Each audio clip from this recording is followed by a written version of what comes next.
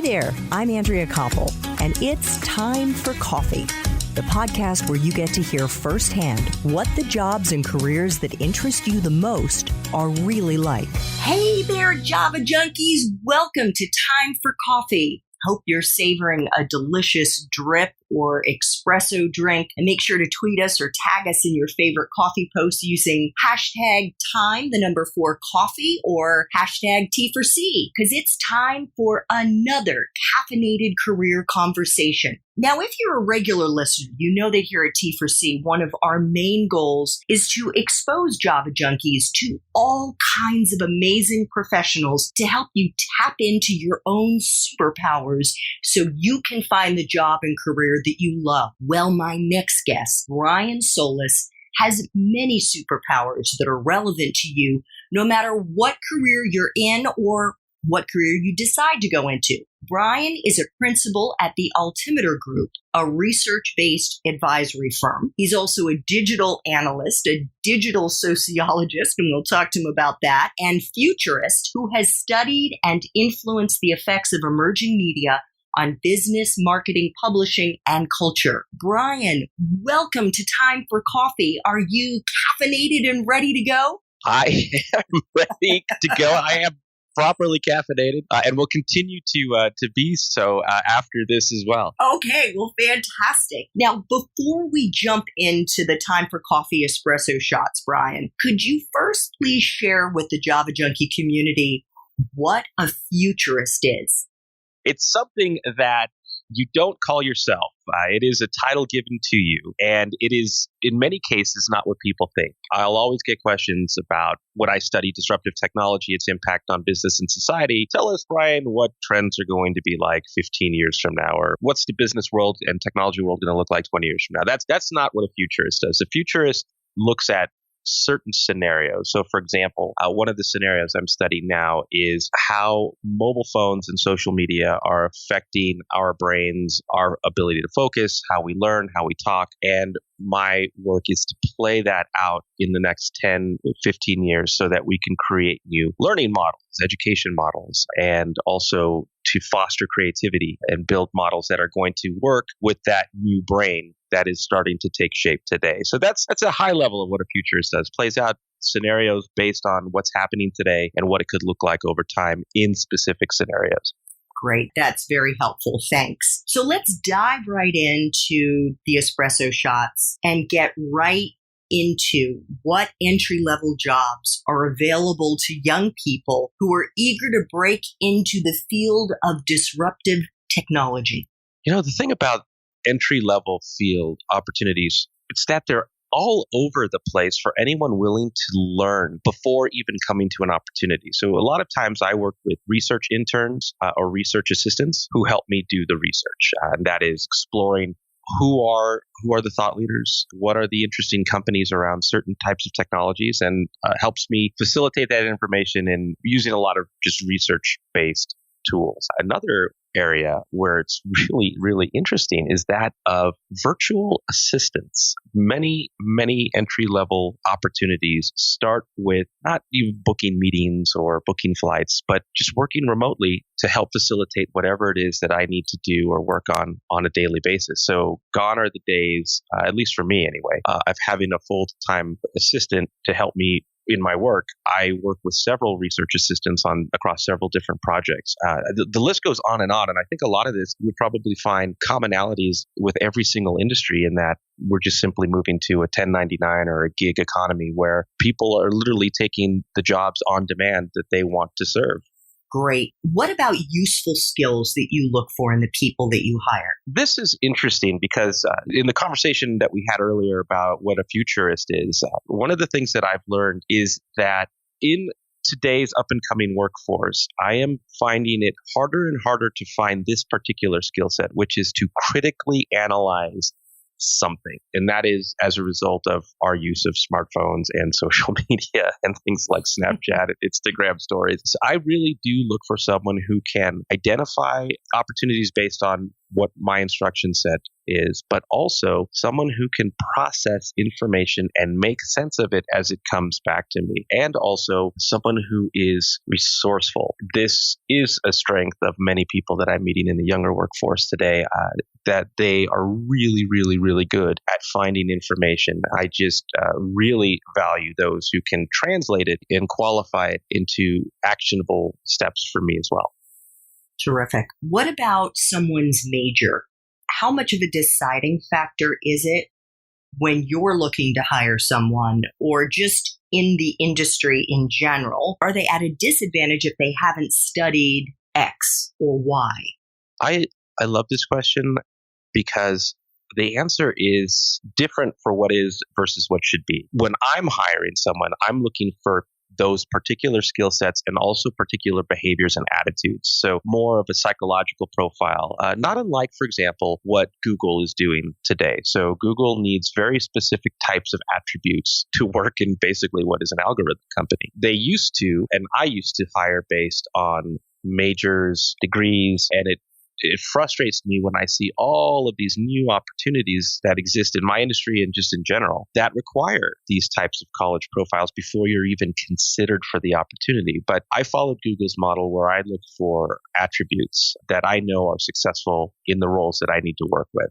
And the attributes going back to being able to critically analyze and being resourceful? Yeah, those are some high level attributes, but I also look for people who can work well under pressure, who respond well to deadlines, who are creative.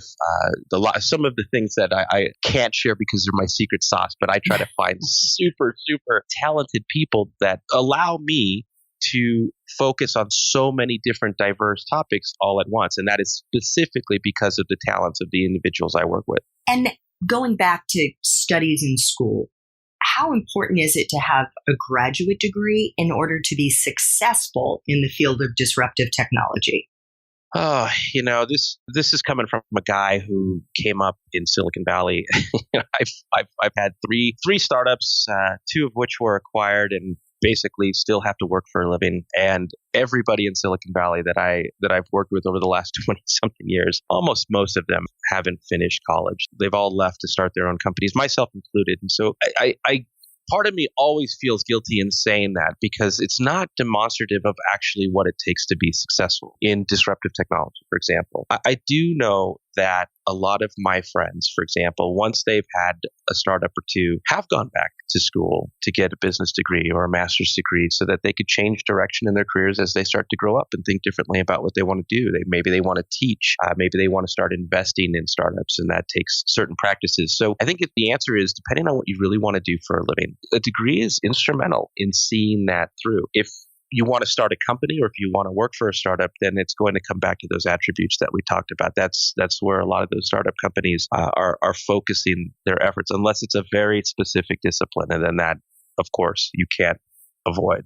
Sure. And life experiences. What do you find are some of the more useful life experiences for someone who's trying to break into this field? Becoming self-aware. I know this sounds very strange, but because disruptive technology is just that, it's disruptive. Chances are that you are already affected by your relationship with technology. And it's not the fault of a lot of entrepreneurs or students today. It's called persuasive design. A lot of our mobile phones and applications that are on them, a lot of the social networks we use, were designed to be addictive, designed to make you want to open your phone. The statistic is somewhere around 1,500 times a week just for the average user. And so I share this with you because the biggest thing that someone needs to understand is that they have an awareness that their life is in one way, shape, or form shaped by the technology that they use. And it's important because if you are being notified that you have a message or that someone liked your profile and you are consistently distracted in your work because of that device, I can't work with you. But if you can manage and balance your relationship with your device and you are aware that you are doing such, you're exactly who I want. And that is often rarer than more common. I know exactly what you're talking about. I have summer interns, so I am seeing that played out on a daily basis. Brian, what is the best part for you of being in the field of disruptive technology? It's the best and the worst is the same answer. And that is, it is so exciting and so fast and so diverse. I've been in the game since 1991. And by the game, I mean the technology game. And there was a time where I could just focus on one industry and focus deeply on one industry because it moved so slowly. And nowadays, disruptive technology is part of life. Every single day, there's something new. And its effect as a digital anthropologist as well is not just looking at disruptive technology, but how it's impacting work, like in our conversation about summer interns, how it's playing out in college educations, how it's playing out in the future of banking. It's so disruptive and so big and so broad, so wide that it's exciting, but also it's overwhelming at the same time. But that's what keeps me going every single day. I'm sure. And I'm guessing what the answer is going to be to the next question. What's the part of this job that frustrates you the most? So this is what I'm contending with right now. It's actually the topic of my next book, which is what frustrates me the most is exactly what we just talked about. I am not immune to technology's effect on my own brain and my own behaviors and my ability to critically think and dive deep and think about the creative aspects of how this can play out over time are absolutely affected by the very things that I'm studying. And I, in my own way, have to retrain my brain to be able to keep up the way I used to or get ahead of it because things are getting so much faster and diverse. And so that's an honest answer of where I'm struggling today. I think that's going to be a great book. Looking forward to it. Brian, what is the best career advice you've ever gotten? The one thing that I cherish was I had a mentor. I had a couple of mentors in my life that I wish I had held on to or was still associated with today. Probably could use them now more than ever. I think the best advice was I know this is going to sound silly, but was to go after something that you really want. And it sounds so commonsensical, but the thing that I will say is that, look, I study innovation for a living. Innovation is not really just about technology. It's a mindset. It's a way of looking at things and living. And when someone says, go chase after what it is you really want, the hardest part is actually getting through your own mind. You can find every reason why you can't do something. Oh, I've got bills. I've got debt. I've got this. I doesn't feel like the right timing.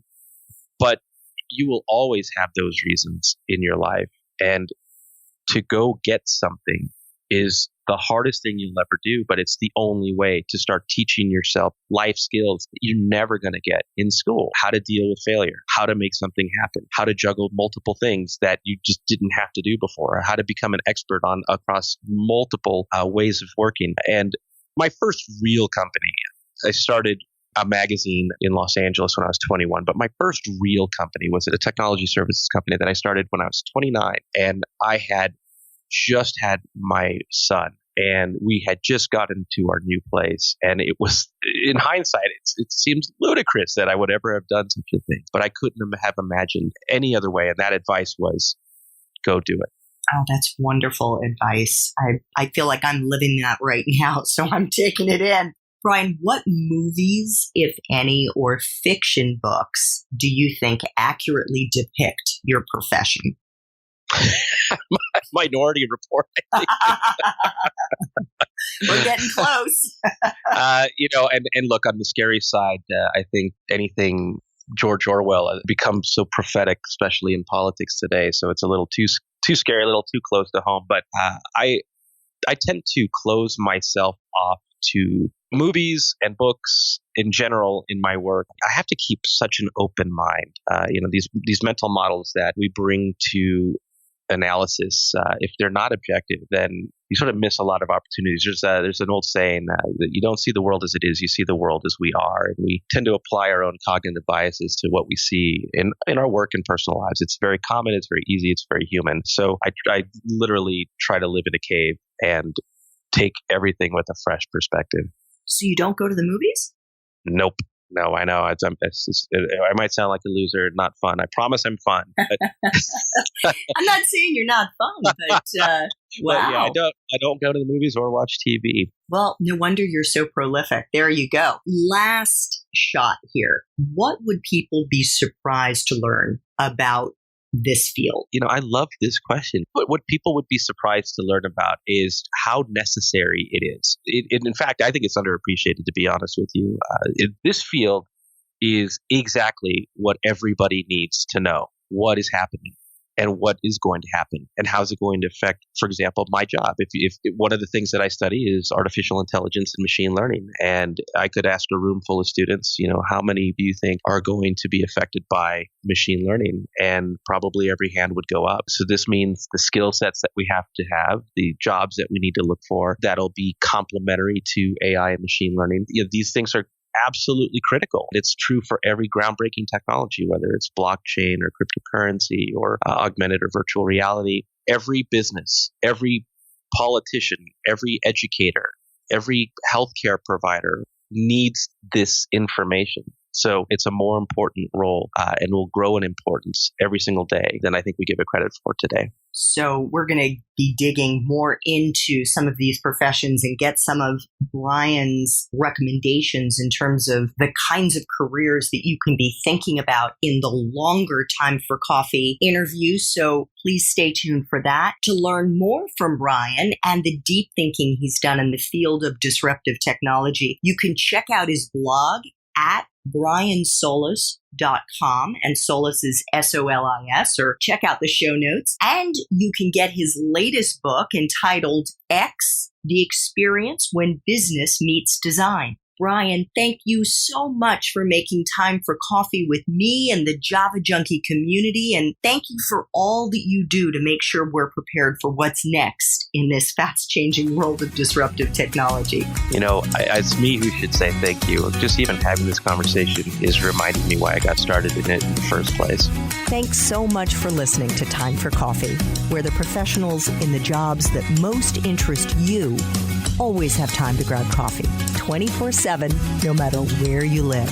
I have one quick favor to ask you. Remember to rate, review, and subscribe to Time for Coffee. Thanks so much.